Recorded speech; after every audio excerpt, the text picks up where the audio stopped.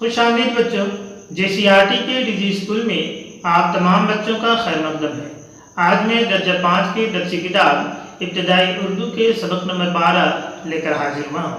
یہ ایک مزاحیہ مضمون ہے جس کا عنوان ہے زیرو ناٹ آؤٹ۔ اسے مصنف نے بہت ہی دلچسپ انداز میں پیش کیا ہے۔ اس کا موضوع بہت ہی دلچسپ ہے۔ اس میں مصنف نے کرکٹ کے میچ میں ہنسانے کا موقع تلاش کیا ہے اور اپنی تحریر میں مزاح پیدا کیا ہے۔ تو آئیے سب سے پہلے سبق کو پڑھتے ہیں، پھر مشقی سوالات کو حل کریں۔ Zero not out. پروگرام کے مطابق کرکٹ میچ ٹھیک 10 بجے شروع ہونا چاہیے تھا، مگر امپائر کا کوٹ استری ہو کر دیر سے آیا۔ اسی لیے طے شدہ پروگرام کے مطابق کھیل شروع کرنے کی بجائے 11:30 بجے تک کھلاڑی مونگ پھلیاں کھاتے رہے۔ 15 منٹ کے بعد یہ طے پایا کہ جو ٹیم ٹاس ہارے وہی بیٹنگ کرے۔ پھر کلدار روپیہ کھٹکا، تالیاں بجی، رومال لہرائے اور مرزا کسے بندھے بیٹنگ کرنے نکلے۔ ہم نے دعا دی، خدا کرے تم واپس نہ آؤ۔ مصیبت اصل میں یہ تھی کہ مخالف ٹیم کا لمبا تڑنگا بالر، خدا جھوٹ نہ بلوائے، پوری ایک فرلانگ سے ٹہلتا ہوا آتا، ایک بار کی جھٹکے کے ساتھ رک کر کھٹکارتا، کھنگھارتا، پھر نہایت تیزی سے گیند پھینکتا۔ اس کے علاوہ حالانکہ وہ صرف دائیں آنکھ سے دیکھ سکتا تھا، گیند بائیں ہاتھ سے پھینکتا تھا۔ مرزا کا خیال تھا کہ اس کا اس طرح سے چکر دینے والی صورت انتظاماً بنا رکھی ہے، لیکن ایک مرزا ہی نہیں، کوئی بھی اندازہ نہیں کر سکتا تھا کہ وہ گیند کیسے اور کہاں پھینکے گا، بلکہ اس کی صورت دیکھ کر کبھی کبھی تو یہ شبہ ہوتا کہ اللہ جانے پھینکے گا بھی یا نہیں۔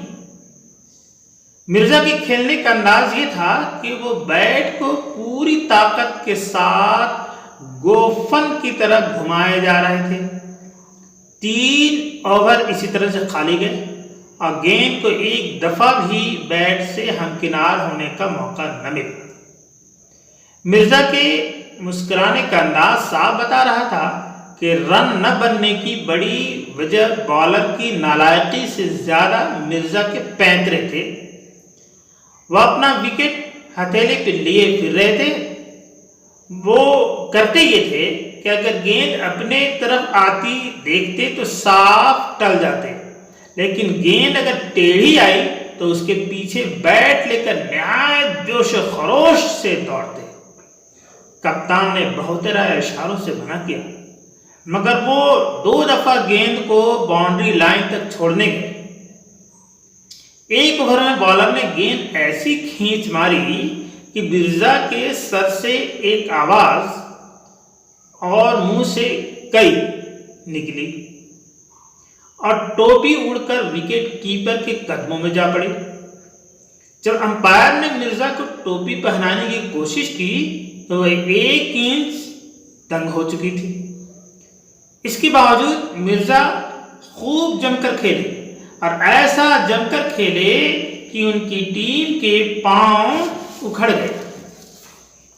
اس کی تفصیل یہ ہے کہ جیسے ہی ان کا ساتھی گیند پر ہٹ لگاتا، ویسے ہی مرزا اسے رن بنانے کے پرزور دعوت دیتے، اور جب وہ 3/4 پچ طے کر لیتا تو اسے ڈانٹ ڈپٹ کر بلکہ ڈھکیل کر اپنی وکٹ کی جانب واپس بھیج دیتے۔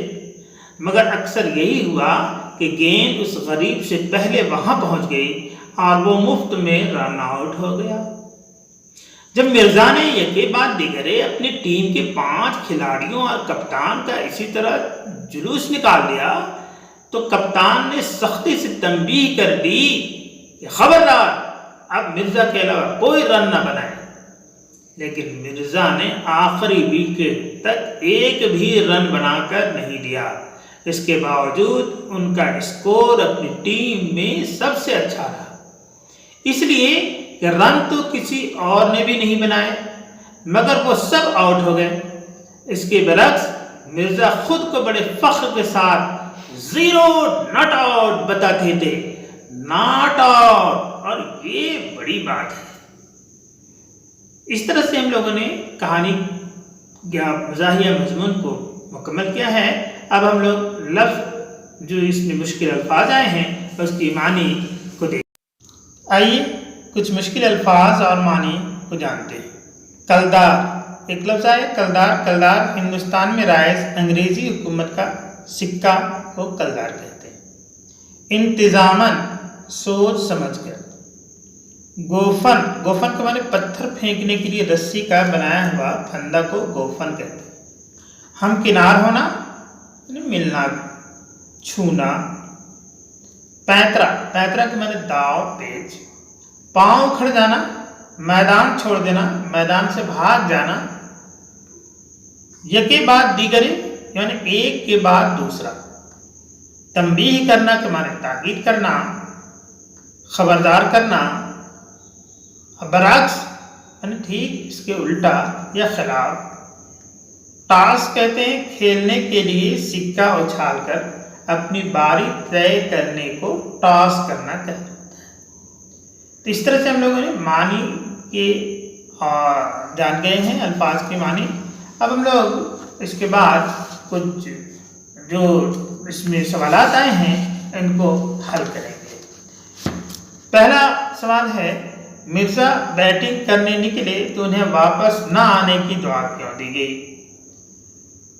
इस तरह से दूसरा सवाल है, मुखालिफ टीम का बॉलर किस तरह गेंद फेंकता था? ये तमाम सवालात जो हैं वो आप अपनी कॉपी में लिखेंगे। फिर इसके बाद है, नीचे लिखे हुए सही लफ्ज़ों से खाली जगहों को भरिए। जो लफ्ज़ दिए गए हैं उनसे आप खाली जगहों में मुकम्मल करते हुए जुमले को पूरा करेंगे। इसके बाद सवाल है, नीचे दिए हुए मुहावरों को जुमलों में इस्तेमाल कीजिए, जैसे टल जाना, पांव उखड़ जाना, जान हथेली पर लिए फिरना। और फिर एक जुमले में जवाब देना है, जैसे मैच देर से क्यों शुरू हुआ, टॉस के बारे में क्या तय हुआ, मिर्जा बैट को किस तरह घुमा रहे थे, एक भी रन न बनाने के बावजूद मिर्जा का स्कोर अपनी टीम में सबसे अच्छा किस तरह रहा।